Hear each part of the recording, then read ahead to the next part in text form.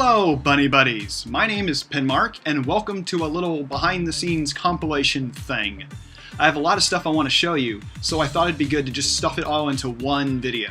The first half's going to be art, and the second half is going to be Patreon related, because there's a big topic going around, a big change, and I wanted to answer that not just to my patrons, but also to anyone who's curious, because it took me a little bit of research to figure out what's going on. Let's start at first with my recent SpeedPaint video. In case you don't know, basically a SpeedPaint video is taking the footage of me drawing, speeding it up, and then putting music to it. But even when it's sped up to like 9 times the normal speed, it still becomes like a 5-minute clip, and it's kind of hard to write a 5-minute song all the time. So I chopped up pieces of it, and I want to show you everything I did after that part, so let's jump right in. You'll notice below the webcam, I have a bunch of layers. This is my layers over here. See, below there. There are a ton of extra layers that I'm going to take off, so we can go to what you saw in the video, and then go from there. So, this is what you saw in the footage of my SpeedPaint video. It got up to this point, which was most of the painting for the actual character herself, which is Harriet from Mario Odyssey, that villainous UFO rabbit. After that, I went ahead and added a background, and because she's a villain, and I wanted it to be spooky, I just did 2 different shades of black. Let me try that again. 2 different shades of red and black. There we go. I did a gradation from red to black, and because I did it with red at the bottom, I thought that looked like it's kind of glowing. So it reminded me of fire. So then I flat out just made it fire. Now, in case this looks complicated and overly detailed, I can show you very quickly what I actually did. I just took kind of a reddish orange at 50% opacity and just did a bunch of marks like this, starting at a red orange and slowly going to orange and yellow. It gets brighter as you get to the center of the fire. So as you see here, I'm like doing lots of red for the basic shape of the fire, and then I just add more and more brighter colors and get closer to orange as I get deeper into the fire. Because fire is a light source. It is the source of light for this picture. So you get brighter and brighter. I tried not to go to absolute yellow because that would mix with her hair color. So I still wanted it to stand out. So when I wanted to get too bright, I just went to kind of a peach color and added that into the fire, as you see, like that. And I did that in a couple seconds, so that's all I'm actually doing. And then you just go in later on and carve the right shape later. As you see, I'm just like carving out the fire shape, keeping it kind of sharp, because I like those kind of flickery look of fire. So basically, that's all I did. I just did that very quickly. And then to make it glow, I doubled the layer. I made a copy of that layer, went into filter, and blurred it. Just go to a simple blur, maybe up to like 20% or 30%. See how it's starting to get blurry? Now the fire looks like it's glowing. That's a very quick way to make things glow, is copy that layer and then blur it.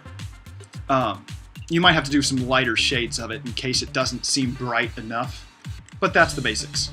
That's how I got to that right behind me. So I then, let me go, I added a moon, if I can click the layer, and it's not behind the webcam.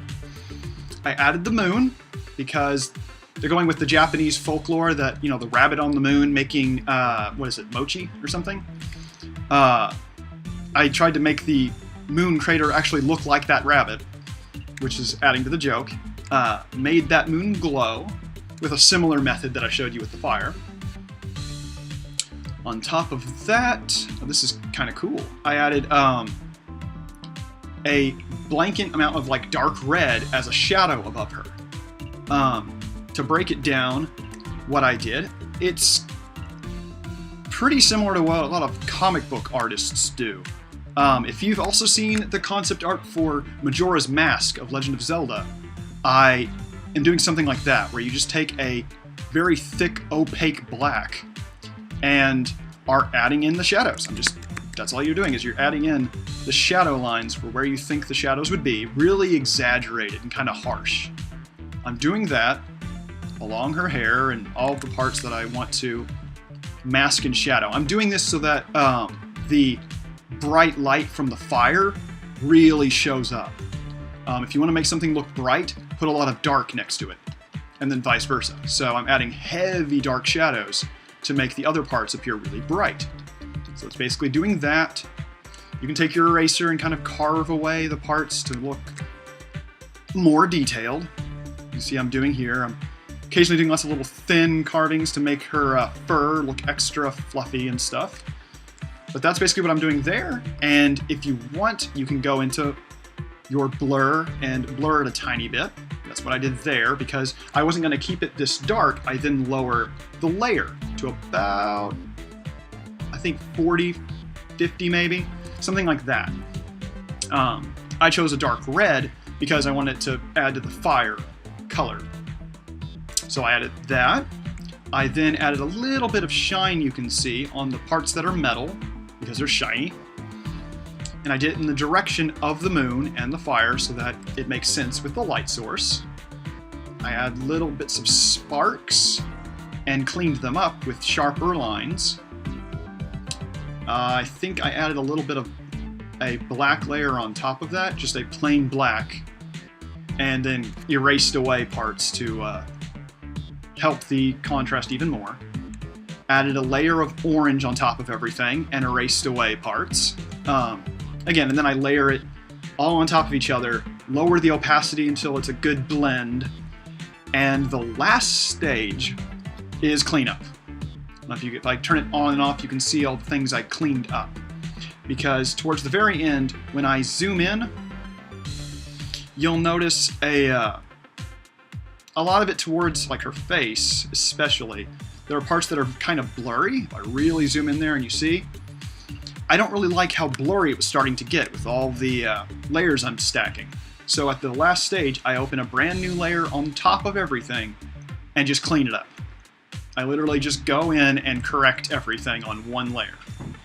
And see how that actually adds quite a bit of clarity on those details. Add a lot more white, especially around her face and her hair, to really make that pop, because I wanted the audience to obviously see the face first, and then you can look everywhere else, but that's where I want your focus to be, on like her shiny eyes and all that. So those are basically everything I did to this picture. After that, I then went to my thumbnail, which I have a pre-made template for each of my thumbnails for my videos, where basically it's this, either with SpeedPaint or SpeedDraw, as you see up on top, with my little mascot in front, and I added a bunch of shadows behind him to help him pop, because I want him to be separate from the thumbnail picture. Same with the text and the border. And essentially all I'm doing is just bringing in the picture that you see and putting it right there. Keeping it high resolution so that it looks really nice. No matter what device you're using, it'll still show up well. So that is basically what I did for my SpeedPaint video. One more thing I want to show before I jump into the Patreon business is that actually, this is a good transition, because this is a picture I'm doing for a Patreon. My friend Jack, who helps with my live streams every Saturday, his picture is of his centaur character.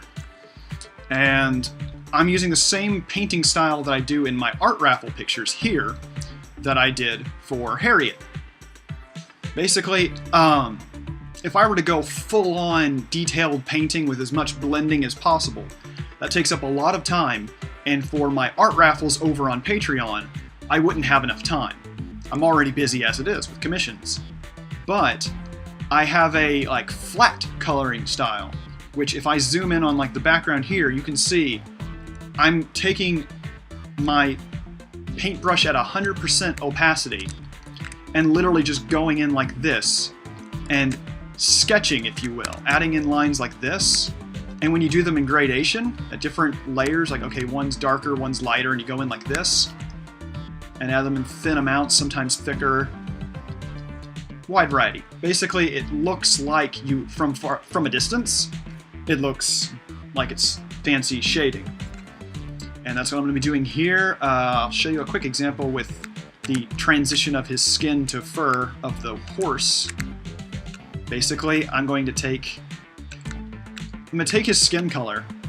So using the color picker for that, go to 50% opacity and get the color. So I'm basically going to get this skin color on top of his horse self, and I get that color. Use the color picker for that, undo that mark, go back to 100% opacity, and now at 100% opacity, I've got a blended color that'll help transition.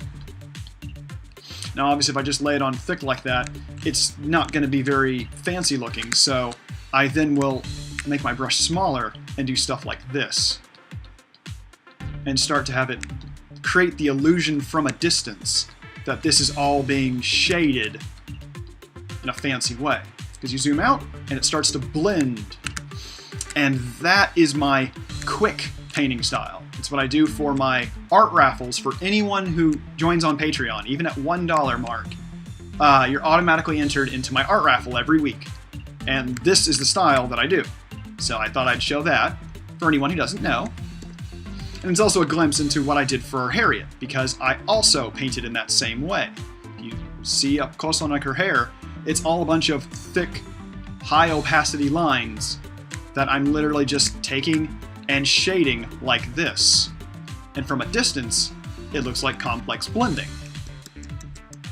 So I really thought I wanted to show you guys that because it was interesting. I don't know if I had previewed it that way, and it's cool to see what else I'm doing besides just a quick time-lapse video. Now on to Patreon. I noticed this over on Twitter. A lot of people were starting to kind of cause a commotion and debate about what's being changed on December 18th over on Patreon.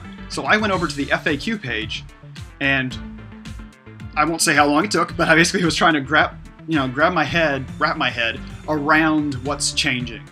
And now I can show you with the FAQ page right in front of you what is changing. I'll recount what they say and sum it up as I understand. This is so that patrons of mine and anyone who's just curious. Originally, Patreon did take a fee from creators' profit. I mean, this makes sense because Patreon's a business and they're the one being the platform for everyone to see. So it makes sense, I wasn't complaining or anything like that. But what they're changing is that now all creators are going to take home exactly 95% with no extra fees. And the way they're changing that is 2.9% plus 35 cents is now going to be a fee that the patrons are going to pay on their pledges.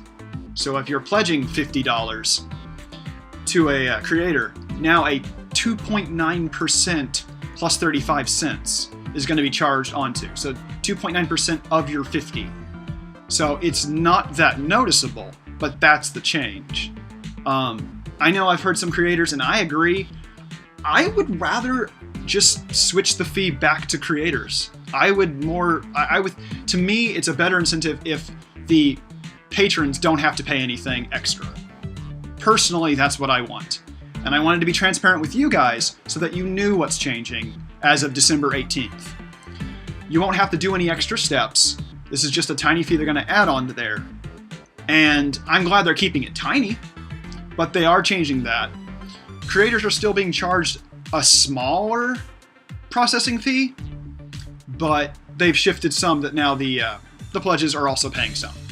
If you have any more questions, it's better to look on the FAQ yourself, which is easy on their website. You just go to Patreon and you go to the FAQ. It's very simple.